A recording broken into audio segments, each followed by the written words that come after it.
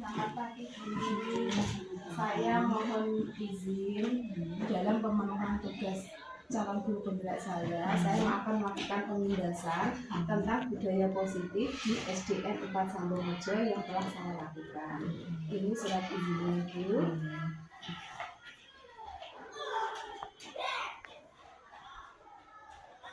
Ya, sudah ini saya terima dan silakan melaksanakan.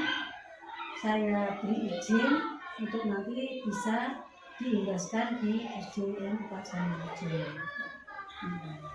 Terima kasih Ibu. Atas suasana. Assalamualaikum.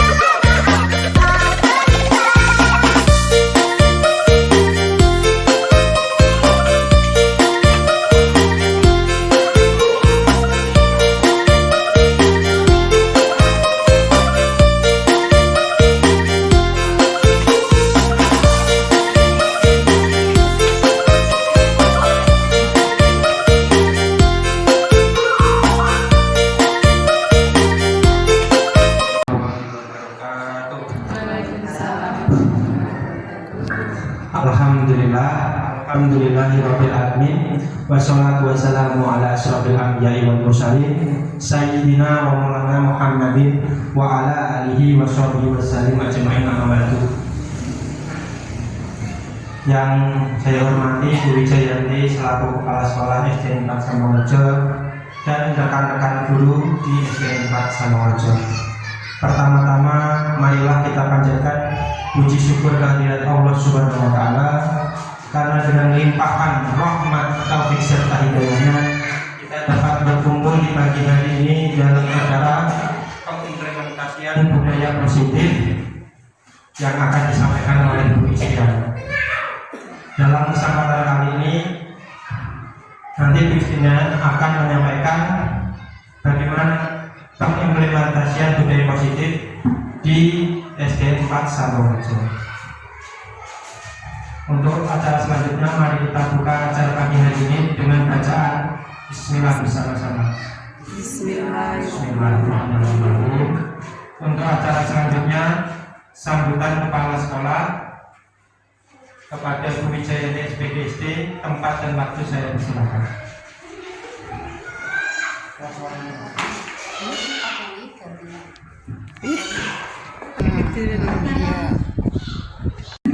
Assalamualaikum warahmatullahi wabarakatuh.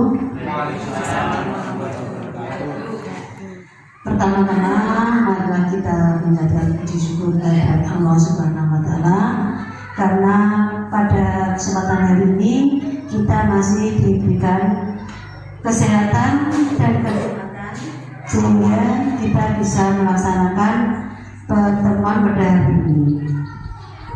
Yang saya hormati Bapak Ibu Guru SDN 4 Samborejo, di sini saya selaku kepala sekolah akan memberitahukan bahwa pada hari ini Bu Istiana dalam rangka kegiatan guru penggerak akan melaksanakan pengimplementasian budaya positif di sekolah kami. Dan untuk berikutnya kami mohon supaya nanti bisa diterapkan di sekolah kita. Dan sebagai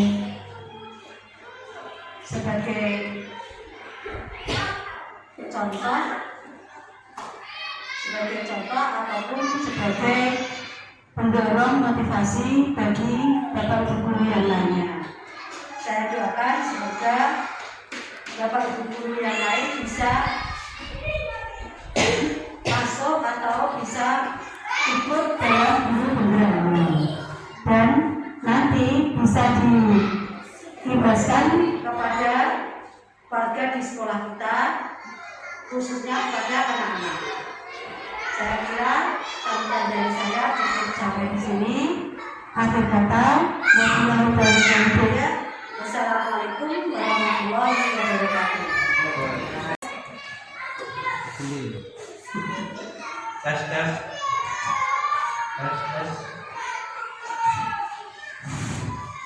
Baik, terima kasih atas waktu dan pengarahannya Bu Wijayanti. Acara selanjutnya yakni pengimplementasian budaya positif yang akan disampaikan oleh Bu Istiana. Kepada beliau, Bu Istiana, waktu dan tempat saya persilakan.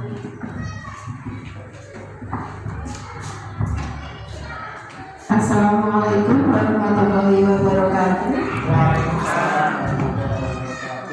Yang saya hormati Ibu Kepala Sekolah SDN 4 Sambongrejo Ibu Wijayanti SPDSD, dan yang saya hormati pula Bapak Ibu Guru SDN 4 Sambongrejo. Terima kasih untuk waktu yang telah bersedia meluangkan waktu untuk ikut hadir dalam pengimplementasian budaya positif yang akan saya sampaikan dalam rangka untuk memenuhi tugas calon guru penggerak angkatan 10. Mari kita awali dengan ice breaking dulu ya.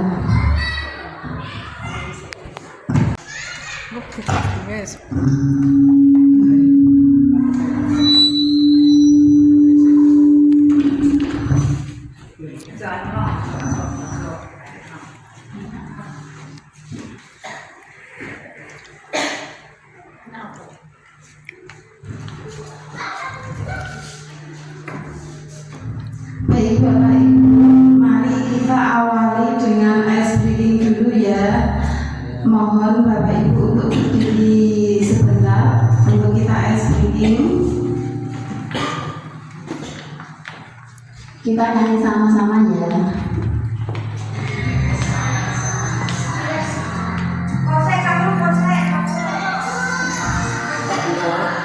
Menggapai bintang, tangan ke samping, burung yang terbang, tangan ke depan, ikan berenang, duduk yang rapi, siap berdoa. Diputar, lung-gulung-gulung, tangan digulung, ulang melingkar di pagar bundar, kanan kiri atas bawah siap berdoa.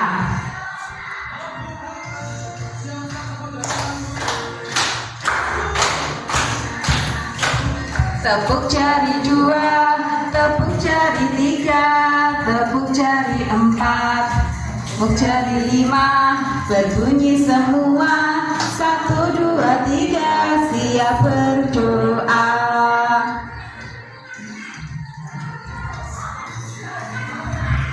Satu. Jadi aku buat jembatan panjang, 2 jari kanan, 2 jari kiri, ku gabung jadi 4, ku buat kamera cekrik, 3 jari kanan, 3 jari kiri, ku gabung jadi 6, ku buat menara tinggi. Empat jari kanan, empat jari kiri, ku gabung jadi 8 kuku. Empat jari kanan, 5 jari kiri, ku gabung jadi 10.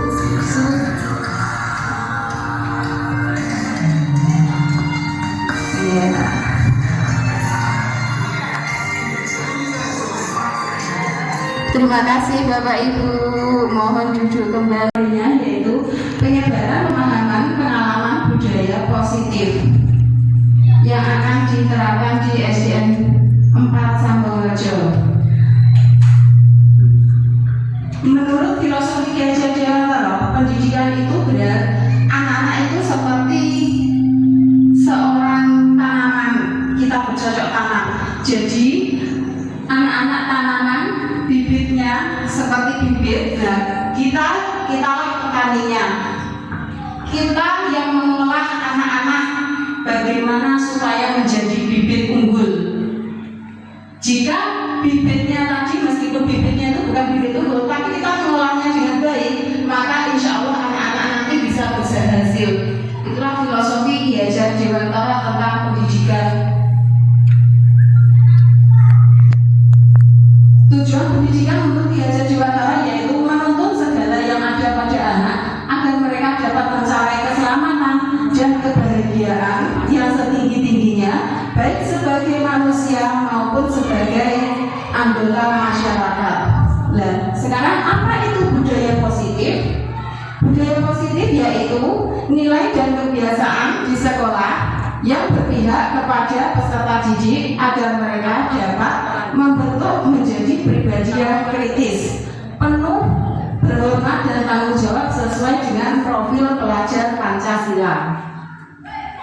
Konsep budaya positif sendiri itu ada perubahan paradigma, disiplin positif, kebutuhan dasar, motivasi, keyakinan kelas, dan segitiga restitusi.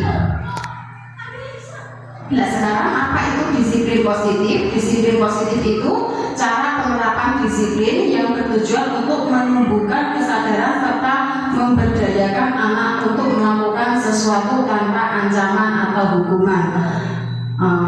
Kita itu kadang tidak sadar ya, kalau kita itu pernah memberikan hukuman kepada anak. Coba Bapak Ibu ingat-ingat pernah atau tidak memberikan hukuman kepada anak?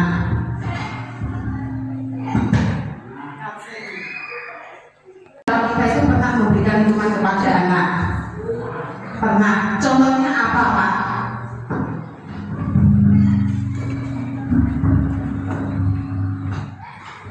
Contohnya yaitu ketika anak di DPR tidak mengerjakan, disuruh mengerjakan di luar kelas. Nah, itu adalah kebiasaan yang biasa kita lakukan. Dulu saya sebelum mengikuti pendidikan guru penggerak juga melakukan seperti itu, Bapak Ibu. Saya kalau ada anak tidak mengerjakan PR, ayo kerjakan di luar kelas. Tapi ternyata itu salah, karena itu sekarang kita belajar bersama-sama ya. Kenapa kok itu bisa disebut dengan salah? Kebutuhan dasar manusia adalah segala sesuatu yang kita lakukan untuk mendapat apa yang kita inginkan. Seluruh tindakan yang kita lakukan memiliki tujuan tertentu. Nah, kebutuhan manusia itu adalah kebutuhan hidup, kasih sayang, diterima, penguasaan, kebebasan, dan kesenangan. Motivasi perilaku manusia, jadi kita menghindari ketidaknyamanan dan hukuman. Nah, itu tadi termasuk hukuman. Kenapa kok bisa termasuk hukuman? Karena itu tidak bersifat mendidik dan itu hanya bersifat sementara.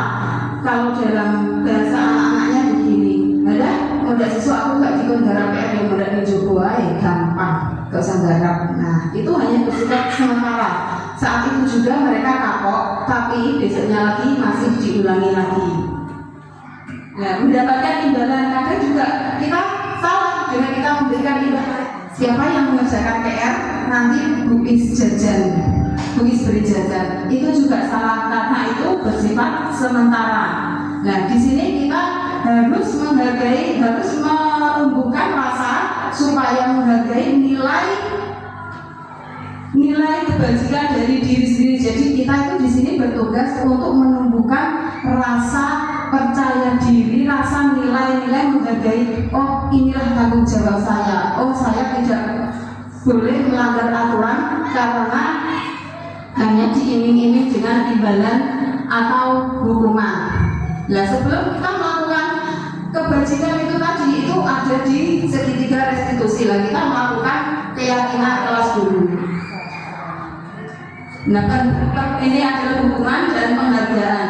Kalau hukuman itu menyakitkan, tidak nyaman, murid takut, memaksa, sifatnya memaksa.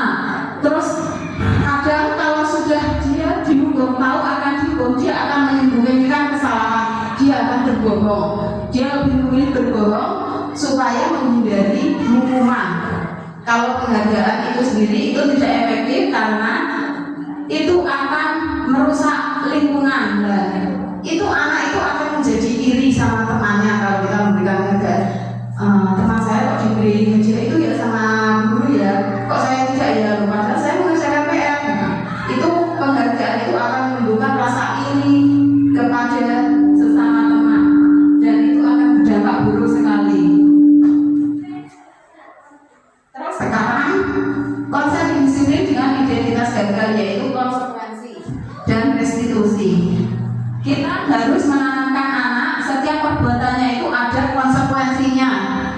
Konsekuensi itu jangka pendek, berlaku jangka pendek, dan perlu monitoring berkelanjutan, stimulus respon. Murid harus menghargai peraturan, kehilangan waktu untuk menangani kesalahan. Sedangkan untuk restitusi, murid bertanggung jawab untuk perilaku, terus fokus membantu masalah dalam jangka panjang. Jadi ini di restitusi ini, murid ini menyadari kesalahannya sendiri dan jangka panjang mereka tidak akan mengulanginya lagi.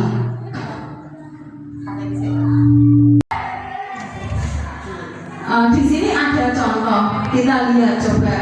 Mencatat 100 kali di dalam buku kalimat, saya tidak akan terlambat lagi, karena saya tidak akan terlambat lagi karena mereka itu melakukan kesalahan terlambat ke sekolah. Kira-kira itu termasuk hukuman atau konsekuensi? Saya tidak akan terlambat lagi, itu adalah termasuk hukuman karena itu anak sifatnya itu tidak mendidik, yaitu menghukum supaya mencatat 100 kali. Terus kali mengelilingi lapangan basket 2 kali karena terlambat hadir di sekolah, itu termasuk hukuman. Terus murid-murid diminta untuk push up 15 kali karena tidak menggunakan masker di sekolah, hukuman. Menggantikan kertas tugas teman yang telah dicoret-coret, jadi disuruh menggantikan, itu termasuk hukuman atau konsekuensi? Ya, terus konsekuensi karena mereka melakukan kesalahan, jadi mereka menggantikannya. Memberikan tumpahan, membersihkan tumpahan air di meja tulis karena tersenggol pada saat belajar, termasuk konsekuensi. Murid disuruh untuk mengenakan sepatu seharian karena tidak mengenakan sepatu hitam, itu termasuk hukuman atau konsekuensi?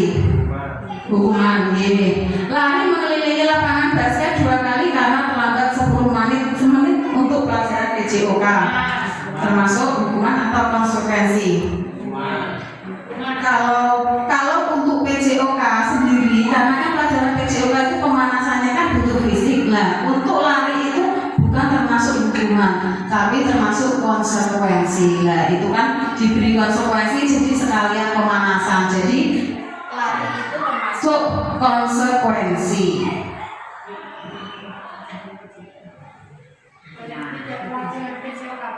Kalau tidak pelajaran PJOK itu termasuk hukuman karena tidak mendidik. Karena yang pertama dia sudah terlambat, yang kedua dia tidak mengikuti pelajaran di kelas hati, jadi 2 kali dia menghabiskan waktu. Jadi lebih baik kalau terlambat langsung masuk di kelas saja. Kalau tidak PJOK langsung masuk di kelas, nanti bisa dipanggil dan direstitusi, dipanggil sendiri, diberi pengarahan.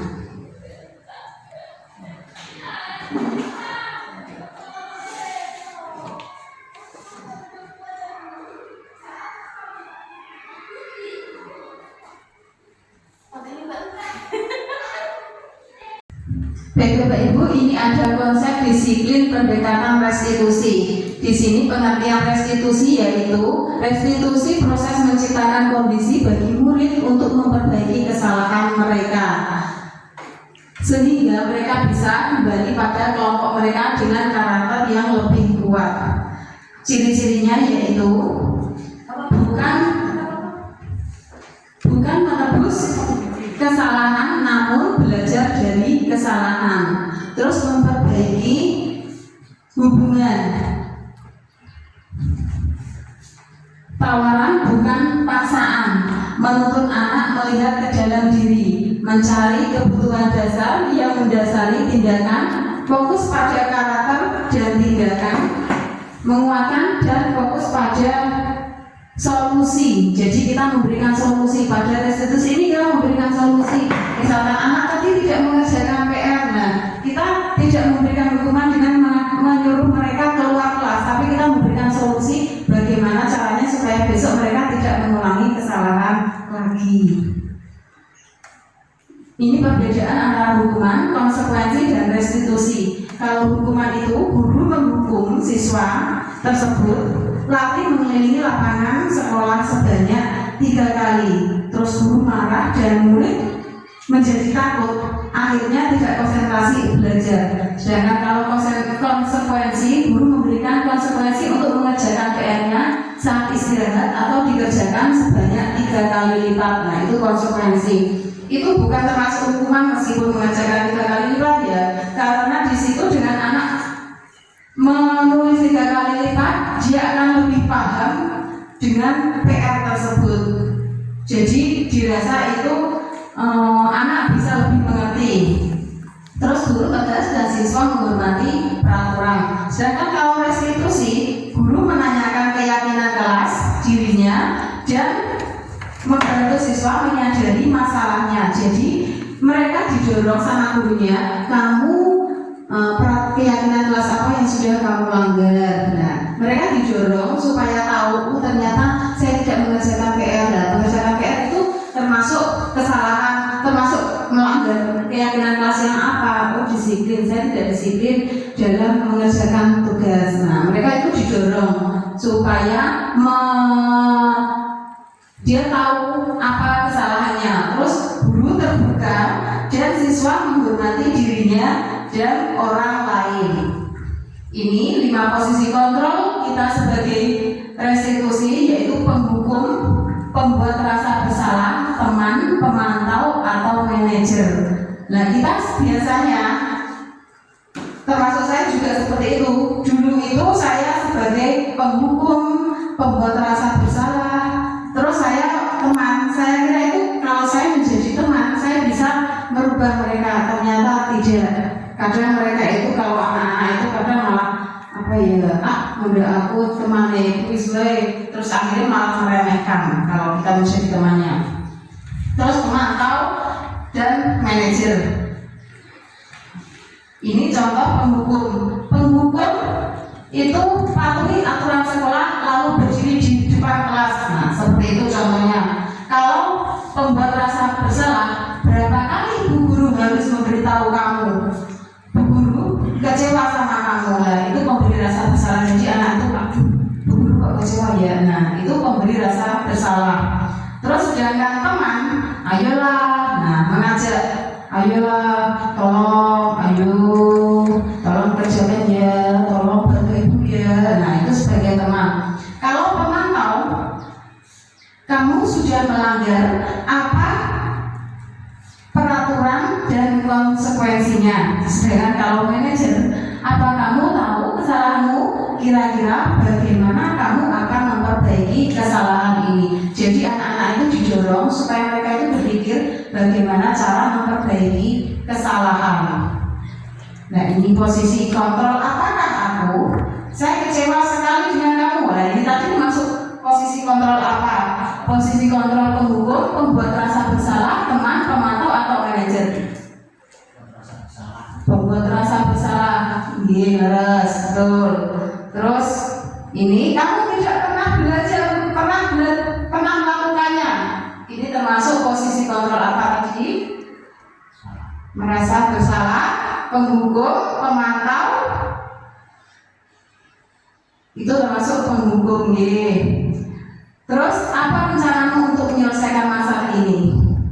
Ini sebagai manajer, leres.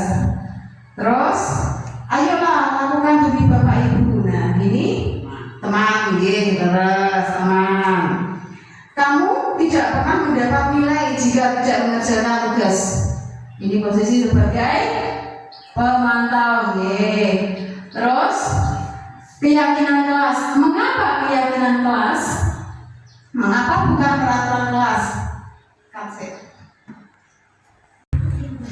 Nah, di kelas itu kita membuat keyakinan kelas. Kenapa kok namanya itu keyakinan kelas, bukan peraturan kelas? Padahal itu adalah bisa membuat mereka menaatinya. Kenapa kok namanya keyakinan kelas, bukan peraturan kelas? Nah, kalau membentuk keyakinan kelas itu bersifat abstrak, terus pertanyaannya itu universal, dibuat dengan pemetaan, pernyataan yang positif, terus sedikit saja agar mudah diingat, sesuai dengan kondisi kelas dan semua warga kelas itu dilibatkan.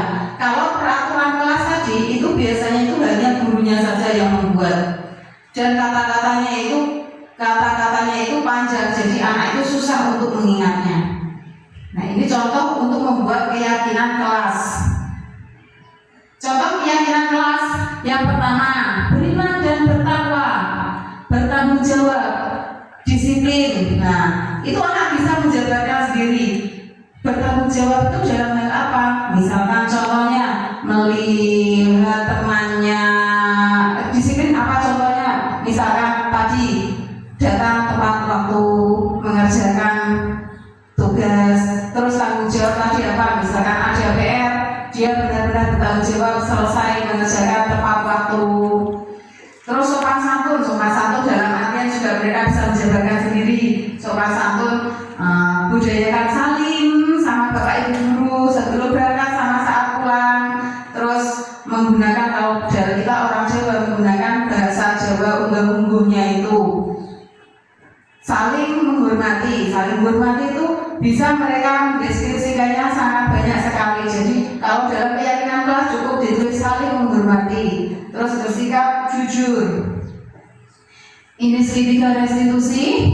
Yang pertama yaitu menstabilkan identitas, validasi tindakan yang salah, dan menanyakan keyakinan. Menstabilkan identitas. Kita misalkan contohnya anak tadi terlambat sekolah, terlambat datang ke sekolah. Itu langkah pertama yaitu menstabilkan identitas. Berbuat salah itu kita harus memberikan kata-kata berbuat salah itu wajar. Bu guru juga pernah melakukan kesalahan itu, gak apa-apa.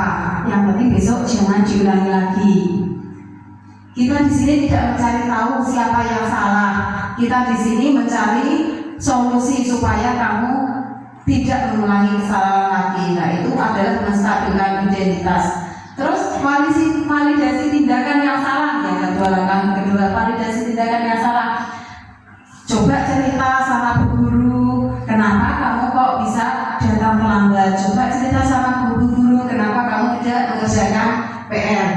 Nah, itu adalah validasi. Dia tahu kalau dia, supaya dia tahu kalau dia itu memang salah. Kamu pasti punya alasan mengapa melakukan kesalahan itu. Terus padahal kita bisa melakukan yang lebih baik. Terus sekarang menanyakan keyakinan kelas, supaya kita menggiring anak itu tadi. Kalau mereka itu telah melanggar aturan, kita harus menanyakan keyakinan kelas tadi. Keyakinan kelas apa yang sudah kamu langgar? Nah, mereka akan tahu kesalahannya. Nilai yang telah disepakati bersama yang apa yang kamu langgar. Contoh penerapan segitiga restitusi. Nah, di sini saya akan menanyakan video tentang kasih enggak?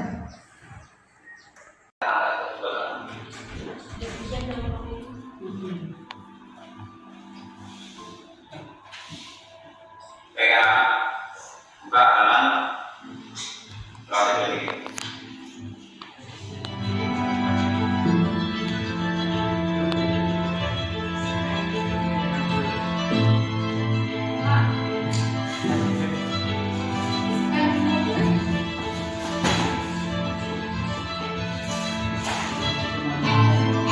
Selamat pagi anak.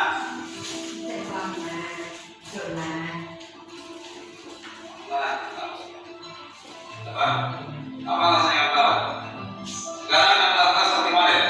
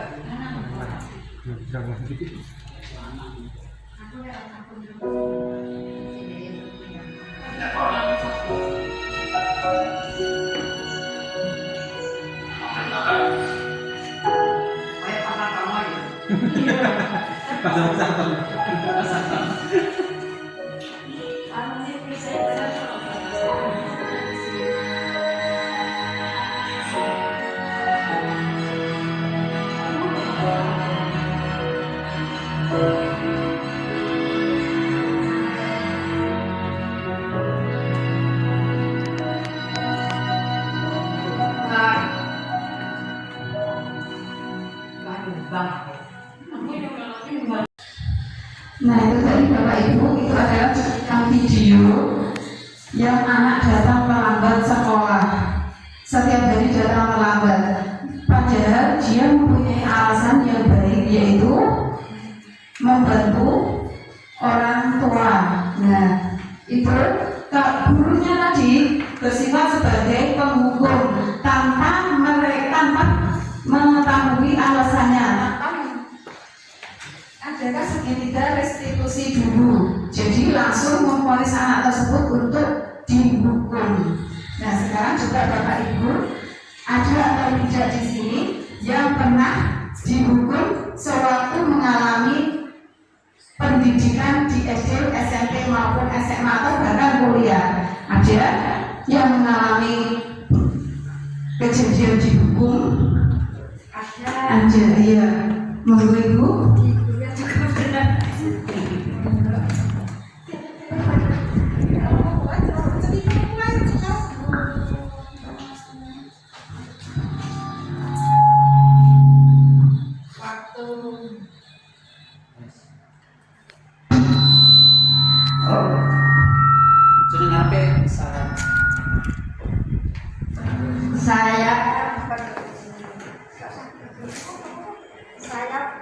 Saya pernah mengalami kejadian waktu di SD,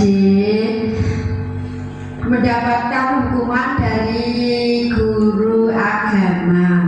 Waktu itu diminta untuk menghafalkan surat. Dihukum seperti apa itu hukumannya? Hukumannya saya disebut pakai dinding yang waktu itu dari bambu sampai berdarah.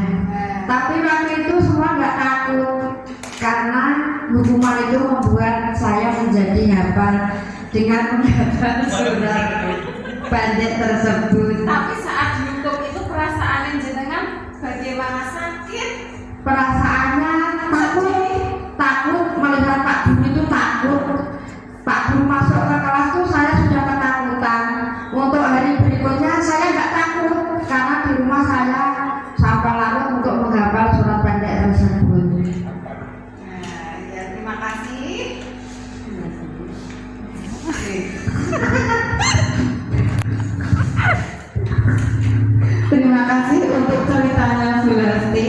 tadi tentang perasaan yang takut tadi, padahal itu sudah berlangsung puluhan tahun yang lalu. Berapa waktu SD Ibu? Nah, waktu SD dan sekarang Bu Lasti sudah menjadi guru, kejadian itu masih terasa sampai sekarang. Nah, itu berarti Bapak Ibu guru diharapkan tidak bersifat sebagai penghukum, karena itu akan membuat mereka merasa sakit hati dan merasa takut dan terbawa sampai puluhan tahun yang akan datang. Jadi mereka nanti anak-anak ketika mereka sudah mempunyai anak cucu, nah itu akan masih, saya pernah dihukum sama ibu itu, saya pernah dihukum sama bapak itu. Nah, jangan sampai ya kita sebagai bapak ibu guru sebagai penghukum. Nah, bagaimana sebaiknya posisi yang baik, yaitu kita sebagai manajer, yaitu tadi menggunakan segitiga restitusi, kita menstabilkan identitas, kita validasi tindakan yang salah apa, dan kita menggunakan dan menanyakan keyakinan kelas, yaitu dengan segitiga restitusi tadi. Demikian Bapak Ibu paparan dari saya.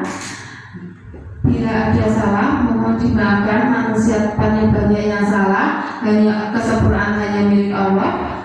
Terima kasih pula untuk waktu yang diluangkan untuk saya supaya menerima paparan dari saya.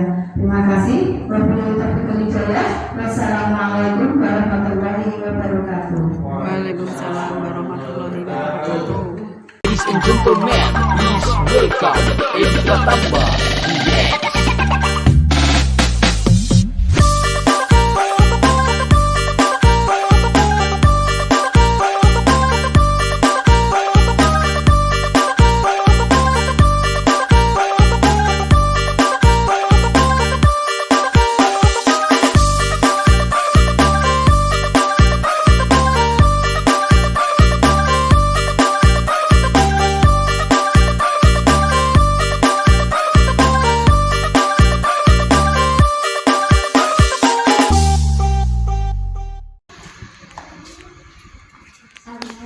Waalaikumsalam. Mas Aska datang terlambat. Ya, langsung duduk ya.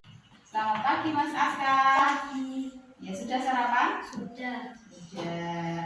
Mas Aska tahu kenapa dipanggil ke sini? Tidak tahu. Tidak tahu. Mas Aska tadi datang ke sekolah jam berapa?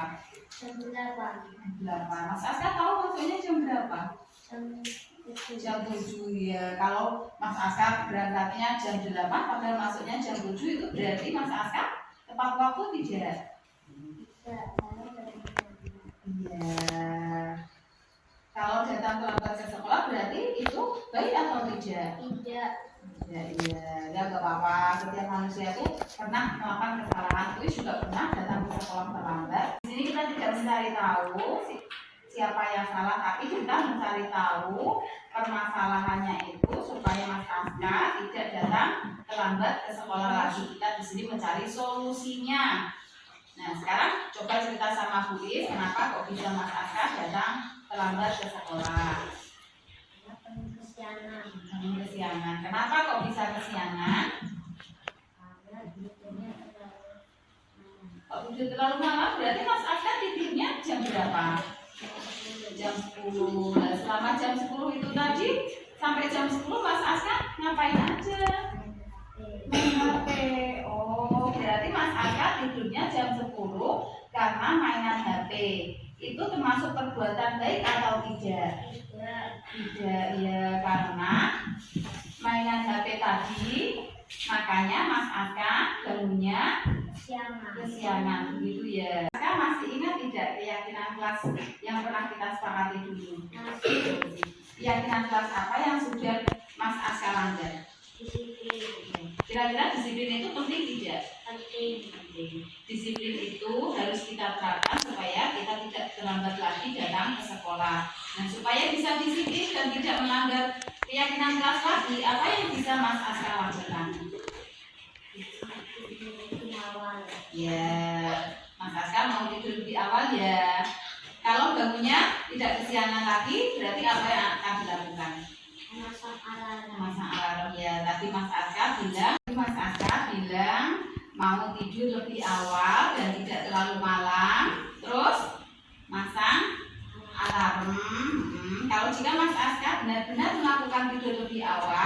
dan masang alarm. Insya Allah Bu Is yakin Mas Aska tidak akan terlambat lagi. Bisakah Mas Aska datang tidak terlambat lagi? Bisa. Janji? Oke, sip. Terima kasih. Tos dulu dong. Assalamualaikum warahmatullahi wabarakatuh. Perkenalkan, nama saya Aska. Perasaan saya saat ini senang sekali telah mendapatkan solusi dari permasalahan datang terlambat. Terima kasih Bu Isti telah memberikan solusi agar saya tidak datang terlambat lagi. Wassalamualaikum warahmatullahi wabarakatuh.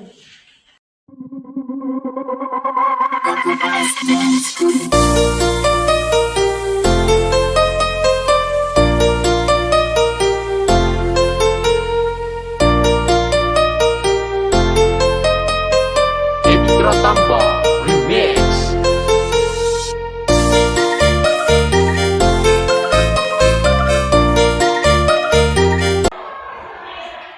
Tugasnya sudah dibuat. Ya, dikumpulkan.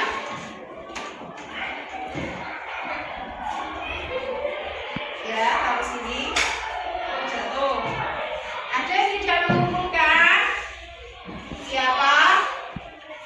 Oh iya, nanti itu tulis ya. Kak, terima kasih. Kalian tahu kenapa kita sekarang berkumpul di sini? Iya, nggak apa-apa. Sebagai manusia pasti pernah melakukan kesalahan, termasuk Buis juga pernah melakukan kesalahan. Yang penting kita lain kali tidak mengulangi kesalahan lagi.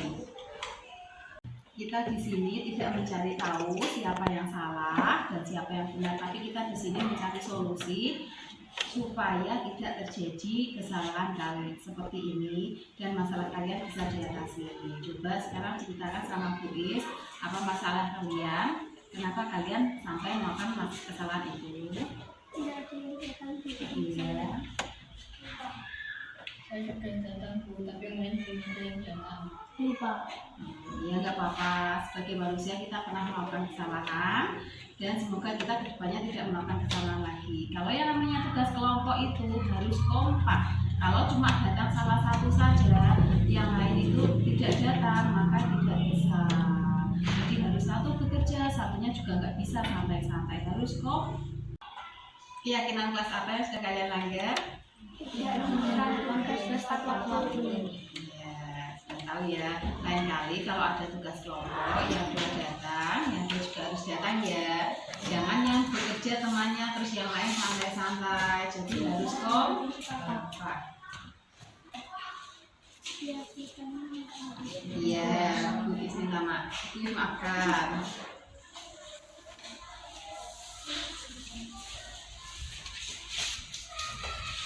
Assalamualaikum warahmatullahi wabarakatuh. Kami siswa kelas 5 PTN 4 Sambung Rejo. Tadi kami dipanggil Bu Isti. Kami sangat senang diajak berdiskusi mengenai mengerjakan tugas tepat waktu. Terima kasih Bu Isti karena sudah membantu menyelesaikan tugas.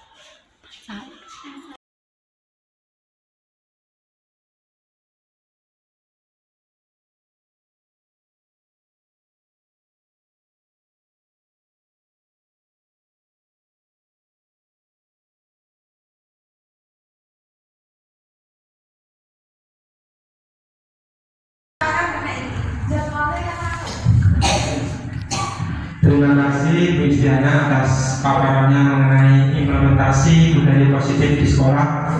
Semoga dengan apa yang disampaikan Bu Istiana ini kita bisa terapkan dalam kita mendidik serta didik kita, murid-murid kita, anak-anak kita di sekolah nanti.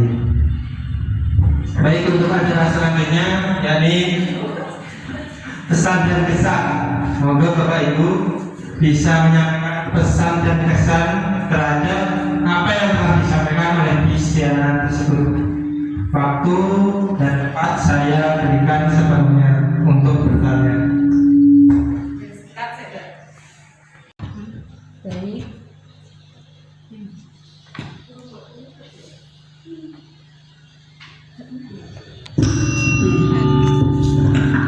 Baik, terima kasih. Di sini saya akan memberikan pesan dan kesan terhadap kegiatan pada hari ini dengan narasumber Bu Istiana tentang pengimplementasian budaya positif di sekolah. Saya kira untuk Bu Istiana sudah melaksanakan tugas dengan baik, dan harapan saya semoga dengan adanya program guru penggerak ini di sekolah kami, supaya saya mohon supaya Bapak Ibu guru yang lain bisa mengikuti program guru penggerak berikutnya. Dengan pemaparan Bu Istiana, kita semua bisa melihat, bisa membandingkan atau istilahnya mencocokkan dengan keadaan diri kita masing-masing di sekolah. Untuk itu sekali lagi saya minta kepada Bapak Ibu guru yang lain untuk mengikuti program guru penggerak. Saya rasa cukup sekian pesan dan pesan dari saya. Saya mengucapkan terima kasih. Assalamualaikum warahmatullahi wabarakatuh. Waalaikumsalam warahmatullahi wabarakatuh. Saya Ibu Ina Pujianti. Terima kasih atas kesempatannya. Dengan paparan ini saya jadi tahu bahwa posisi menghukum itu tidak tepat karena dapat menimbulkan trauma atau efek yang tidak baik. Maka dari itu posisi yang tepat itu adalah sebagai manajer, karena kita bisa menemukan solusi atau pemecahan masalah, dengan kata lain problem solving, ya, dengan menggunakan segitiga restitusi. Terima kasih. Dan Bu Ina Pujianti atas pesan dan kesan yang telah disampaikan. Semoga dengan adanya kegiatan ini semakin memperbanyak khasanah ilmu guru-guru, dan semoga dalam penerapan di kehidupan sehari-hari bisa diterapkan seutuhnya. Saya sebagai pembawa acara memohon maaf yang sebesar-besarnya apabila ada salah kata baik yang disengaja maupun yang tidak yang telah disampaikan oleh pemateri dan saya sendiri. Akhir kata, Allahumma fiq ila aqwamit thoriq. Wassalamualaikum warahmatullahi wabarakatuh. Waalaikumsalam warahmatullahi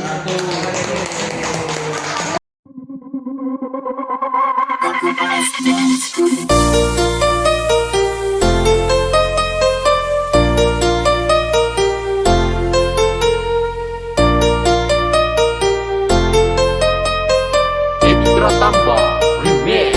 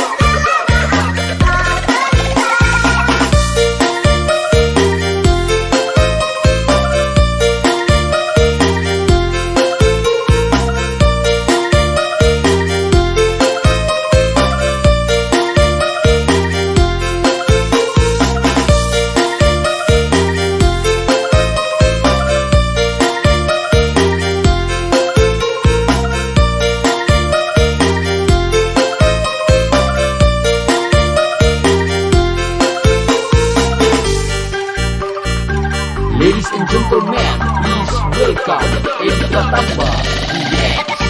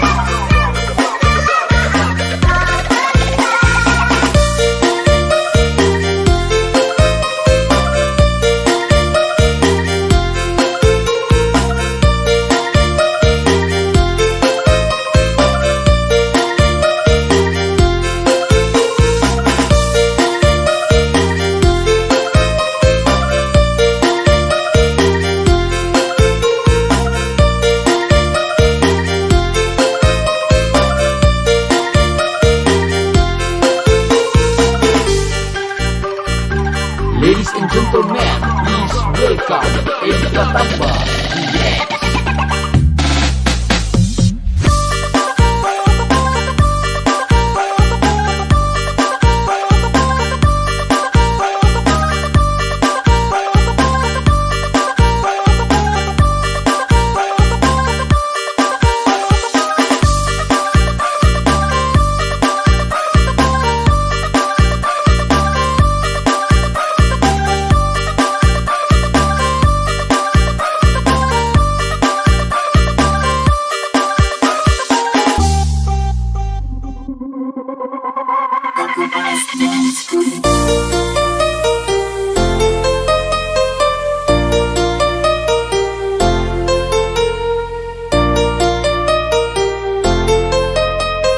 Edi Pratamba Remix.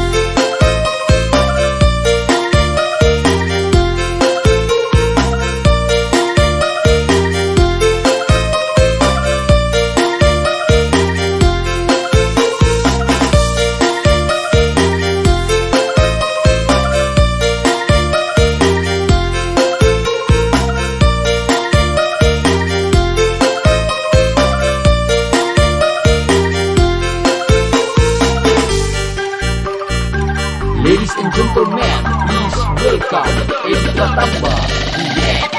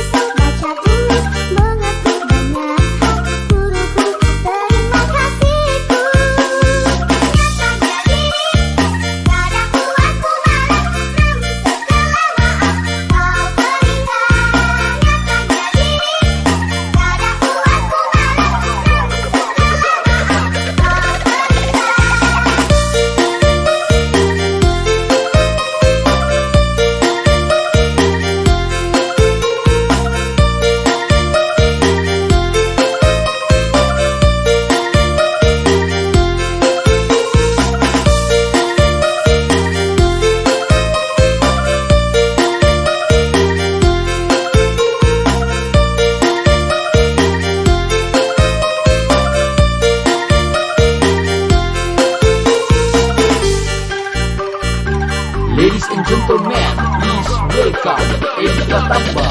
Yeah.